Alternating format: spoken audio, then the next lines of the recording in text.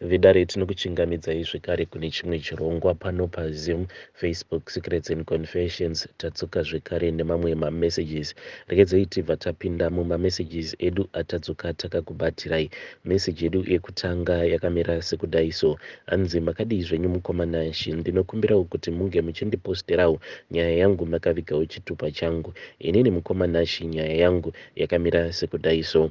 Ndinoda kureurura kuti ndinopota ndichiitira munin'ina wangu utsinye. Inini nemunin'ina wangu, we only share the same mother but we do not share the same father. Zvakaitika ndezvekuti amai vangu zvinongwenzi vakamitiswa apo pavainge vachiri kuchikoro. Mushure mekunge vamitiswa, then ndokubva baba vazoramba pamuviri vakabva vati amai vainge vaine maboyfriends ainge akawandisisa.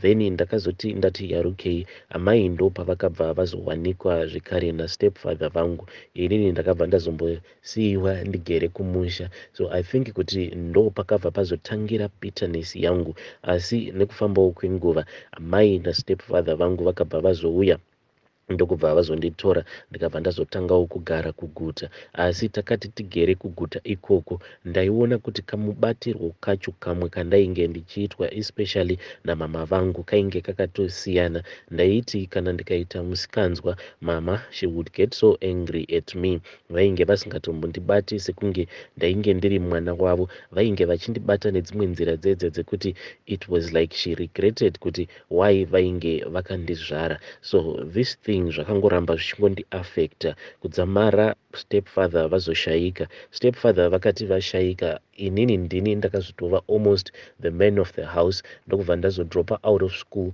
kwava kuchitanga manje kuchienda kubasa kuti ndinge ndichiriritira amai vangu zvekare nekuriritira avo vanin'ina vangu. Saka ndainge ndava kutongocontrola everything zvainge zvichiitika pamba. Kunyange vanin'ina ndaiti kana ndikavarova amai vainge vasingambocomplaini. So I think kuti zvinhu zvakabva zvangopinda mandiri zvekuti vanin'ina vangu ndinotongovaona sevana vangu. I discipline them the way that I want zvekare. Ndinoda kuti vange vachirarama kamuraramiro ikako ako kandinenge ndichida kuti vange vachiita. Zvadaro ndakazoti ndawana mudzimai wangu ndokubva ndazouyawo kuno kuSouth Africa. Ndauya kuno kuSouth Africa, then munin'ina wangu he had to drop out of school because ainge asinganyatsokupasa kuchikoro. Saka akabva azotanga kuita kakosi kake kemushando wemaoko. Akati apedza kuita kakosi kake ndo paakabva ati mukoma, ndiri kukumbirawo kuti munge muchindiitirawo plan ndinge ndichiuyawo kuJoni ikoko. Ndikabva ndati pari bho bamunini. Saka munin'ina wangu akabva azouya kuno kuJoni. Asi kubva zvaakauya kuno kuJoni mukoma, ndingangoti ndinomuraramisa nzima zvekare mamwe mabasa awo andaitoona kutoti dai kwanga kuri kunzi dai akapinda pamakambani iwawo angadai akakwanisa kuchinja upenyu hwake, but inini ndinongoramba ndakamutsitsirira zvekuti kana akauya achinditi mukoma, ndafunga kuti ndinge ndichidai ndikaona sekunge iye anenge ava kuita advantage over me in terms of kuwana pay yakawandisisa kundidarika, ndinobva ndatanga kumuudza madisadvantages. I don't know why mukoma, I feel very comfortable munin'ina wangu uyu achingoita zvima odd jobs zvekuti mari yake yaanenge achiwana always anenge ari pasi pangu. Ndo zvandinongonzwa izvozvo. Handidi kuti iye ange achizosimukira kundidarika inini. So handizivi kuti inhau here yekuti patainge tichikura amai vangu vainge vari very selective and vainge vari very protective kuvana avo vavakazoita nastepfather, yet kwandiri she was not protective at all. So handizivi kuti ndo zvinondikonzeresa here kuti ndinge ndichibata munin'ina wangu nenzira dzakadai. So please kutouyawo kwandaita padare ndikutotsvakawo rubatsiro so that kana kuri kunzi dhimoni racho ringe richizodzingwa kana kunamatirwa, zvinhu izvi zvobva zvazopera, because nditori nedzimwe nguva dzekutoti I can feel kuti what I do it is very wrong. Anokwanisa kutouya kwandiri achitsvaka advice semunhu wekuti haasati apinda mumarriage marriage, anenge aine magirlfriends ake akati one day, saka anokwanisa kutouya then paya pakunodiscasa achindibvunza kuti saka mukoma, pakati pevasikana vangu ava vandiri kudanana navo ndeupi wamungati mungandirekomenda kuti ndinge ndichizomutora kuti ange achizoita mudzimai wangu.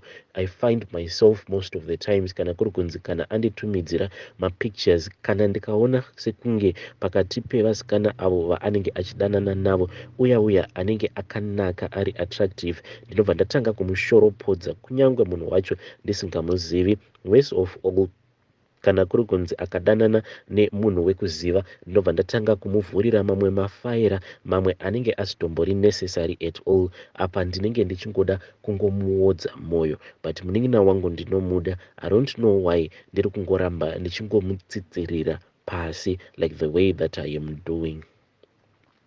Hei vedare zvakangoma hazvo veduwe, asi iyo ndo nyaya yandakatumidzirwa namukoma. Anzi handidi kuti munin'ina wangu ange achizosimukira kusvika palevhel rekuti inini ndinenge ndava pasi pake.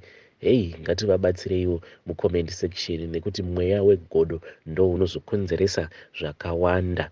Regedzai tibva taenda panyaya yedu inotevera. Nyaya yedu inotevera yakamira sekudai so.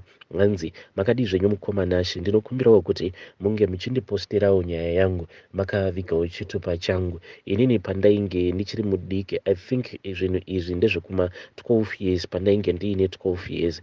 Yes, I still remember kuti pane pamwe sisi pavakambonditora mushure mekunge vanditora vandibvisa kunana muchembere kumusha, vakabva vati vainge vachida kuti ndinge ndichigara navo kutown. This was after maternity leave. Sisi vangu vainge vari nurse, then bankuru ivo vainge vari mupurisa, saka ndakabva ndazotanga kugara nasisi nabankuru ndichirera vana vaiti kana vaenda kuchikoro ndaibva ndazosara nekamwana kacheche kavo ako kavainge vabva mukurumura.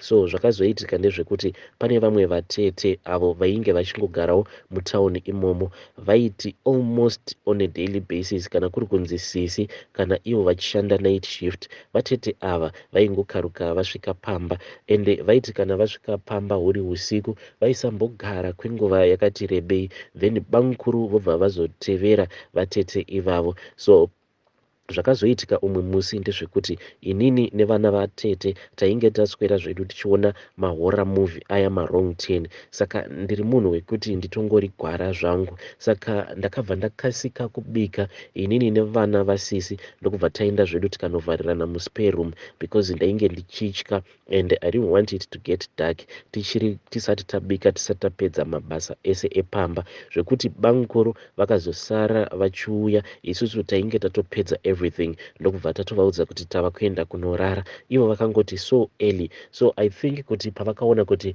tainge tava kuenda kunorara so early, maybe vakabva vatocommunicata navatete, vatete vakabva vauya. Ndainge ndichitongonzwa kuti ivo bankuru vainge vachitaura navatete, asi zvaiitika mukoma ndezvekuti vaimboti vakati taurei vobva vati zii kunyarara, then vaizoti kana papera kana awa ndopavaizonzwa vanhu vava kuchitanga kutaura. Ndakatombobatirwa nehope, then pandakazomuka ndakabva ndatanga kunzwa mamwe mamovements. Munongoziva kuti masounds evanhu vanenge vachiita bonde, masounds ekungoti munhu wose kana ukangonzwa masound iwayo zvinobva zvangokuafekta zvekuti unenge uchida kunyatsonzwa kuti chii chiri kumbotora nzvimbo. Ndakanzwa masounds aya, vatete vainge vachitochemedzwa nabankuru. Ndakabva ndabuda mubedroom muya ndini uyo ndikabva ndaenda ndikanomira padhuze nedhoo rasisi mubedroom mavo umo mainge muina bankuru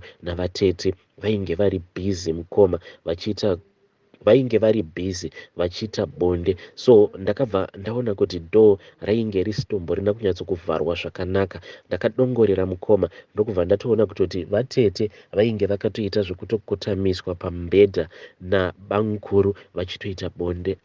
Zvinhu zvekuti zvakandivhundutsa. Ndakaramba ndakamira paya semunhu wekuti ainge ati yarukei. I was really interested neizvo zvainge zvichitoitika muya but pavakapedza ndakabva ndamhanya ndikaenda kubedroom.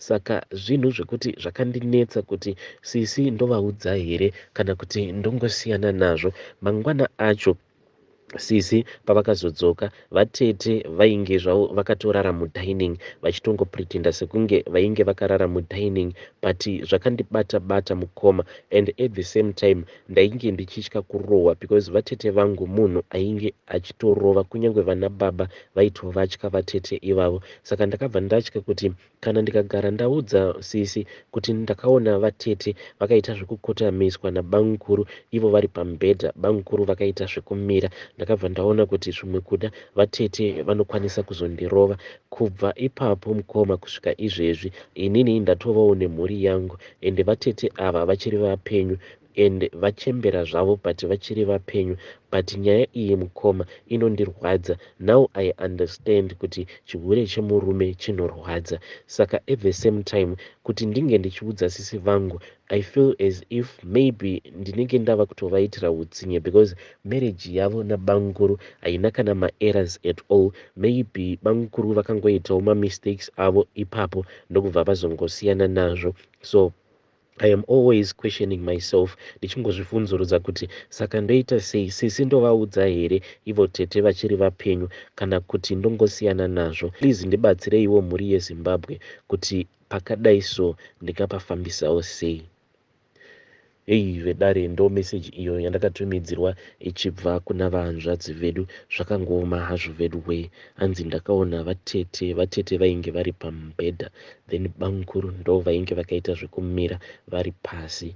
Hei makuna chaiwo zvinoitika mudzimba umu zvakangooma hazvo vedu wei. Regedzai tibva taenda panyaya yedu inotevera. Nyaya yedu inotevera yakamira sekudai so hanzi makadii zvenyu mukoma Nashi ndinokumbirawo kuti munge muchindiposterawo nyaya yangu inini mukoma ndakaluzawo mari yakati wandei. It was in the beginning of last year ndakakontakta nawo neimwe n'anga iyo inobva kuChipinge ndakasangana nayo pafacebook mushure mekunge ndazotorawo manumbers ndokubva ndazoronga zvekuti ndinge ndichizoenda kumusha. Ndasvika kumusha ndakabva ndazotorana neumwe munin'ina wangu uyo wandainge ndichitozivawo kutoti izvozvo zvekuromba zvinhu zvekuti ainge akazvitaura kubva kudhara aingogara achingoti kana ndikaona munhu anokwanisa kundirombesa mukoma inini ndinokwanisa kuzviita. Saka ndasvika kumusha ndokubva ndazotorana nemunin'ina wangu apa ndainge ndiine mari at that time ndainge ndakakwanisa kuunganidza 12,000 neimwe change pamusoro pe12,000 iyoyo ndokubva tazoenda kuChipinge kuya. Takati tasvika kuya ndokubva tazombonogara pamba pen'anga yacho iyo inoita zvekurombesa. Ndakabva ndazorombeswa mukoma ndakabva ndapiwa umwe mushonga uyu wandakapiwa nyanga yacho yakadhizainwa ine zvuma zvainazvo saka nyanga iyi ndakabva ndanzi inofanira kuti inge ichigara mubhaketi. Ndakabva ndazotengeswa bhaketi dzvuku asi bhaketi iri rakanzi harifaniri kuti ringe richizovharwa rinofanira kungogara rakangovhurwa. Ndakati ndatengeswa bhaketi riya ndokubva taita zvekupisa muvharo wacho. Zvose izvi takazviita tiripo pamba pen'anga iyoyo. Mushure mekunge ndapiwa nyanga iyaiya ndikabva ndazonzi chiuraya huku ivo sekuru vacho ndo vakandipa huku ndakapiwa huku chena ndokubva ndazouraya huku iyaiya. Ropa riya rainge richibuda paya pekuti huku inenge yava kutandadza ropa racho vakabva variti rimwaye pamusoro penyanga iyoyo. Ndakabva ndaita sekudaro then iyo nyanga yacho yakabva yati zvangu zvainge zvaita hanzi ndokutoromba kwacho ikoko uchatanga kuita mari very soon muzukuru. Saka kubva last year apo pandakaenda kuZim ndokubva ndazoenda kuChipinge kusvika pari zvino mukoma handisati ndamboona kana mari and izvezvi now that I am back here in South Africa I am actually regretting. Ndinoona sekunge maybe ndakatongodyirwa mari yangu. Chinhu chandingangoti ndakangosangana nacho chandainge ndisina kunzwisisa ndechekuti ndakasangana neimwe nyoka yainge yakakurisisa. Inini kuno kuSouth Africa ndiri kushandawo mumaprazi saka nguva zhinji tinowanzokumukira makuseni kuti tinge tichienda kubasa. Saka ndakati ndamuka ndokubva ndaona kuti vamwe vangu vandinowanzokufamba navo kana tichienda kushedi vainge vasotoenda kubasa kudhara. Saka ndakati ndichifamba mukoma ndokubva ndaona kuti pane imwe nyoka iyo yainge ichikrosa road. Nyoka iyi mukoma handina kana kumbokwanisa kuona musoro wayo kana kuti muswe wayo, yainge yakangorara yakangoita zvekungokrosa road. Mushure mekunge ndatanga kuitema nematombo, nyoka iyoyo yakabva yanyangarika. Ndingangoti ndo chega chiitiko icho chandakasangana nacho. Saka kubva last year sekuru ava ndichanetsana navo zvekare, but sekuru ava ivo vari kungonditi zvichaita muzukuru, zvichaita muzukuru. Kusvika rini nhai mukoma? Because now when I am calculating, gore rino kana rikagara rapera zvinoreva kuti dzinenge dzatova 2 years. 2 years mukoma, mushure mekunge ndavapa mari. Ndakavapa mari yangu yose zvekuti inini nemunin'ina wangu kuti tinge tichizodzoka kwedu isusu kwatinogara tichibva kuChipinge, ivo vakazotoita zvekuzototikweretesa mari. So handiziviwo kuti kune vamwe vanhuwo vakamboenda here kunoromba kuChipinge, ende mushure mekunge vaendawo kunoromba kuChipinge zvavo zvikaita. Because inini mukoma, I am still waiting, zvangu hazvisati zvaita. Hameno kuti Mwari ndo vari kundipanisha here kana kuti mari yacho ichauya. Because ivo sekuru ava vakangonditi zvimwe zvacho hazvidi munhu ane dzungu. Kana ukaramba uchiita dzungu ndinokusvipa, ende kana ndikagara ndakusvipa ukazosangana neizvo zvaunenge wasangana nazvo, usazodzoka zvekare pamusha pangu, nekuti handizokutendedzi kuti unge uchizopinda mudare rangu, nekuti zvauri kuita uri kuita sekunge uri kushoropodza dare rangu. Saka I am trying to be patient mukoma, asi mari yandakashandisa ndichienda kumusha imari yakawandisa zvekutoti kunyange chimota kumusha ndaikwanisa kutochitenga, kana mombe chaidzo. Izvezvi ndingadai nditoriwo nemombe dzinotsika, but ndainge ndichidawo mari. Saka handichazivi kuti ndomboramba ndakashingirira here ndiri patient, because nguva yacho ndo yareba mukoma. Since last year apa munhu ari kungondiudza kuti mirira nguva, nguva ichakwana. Ndaneta nekumirira mukoma. I want my money right now. Ei vedare ndo message iyo yandakatumidzirwa ichibva kuna mukoma vedu. Hanzi handisisina patient, I want my money right now.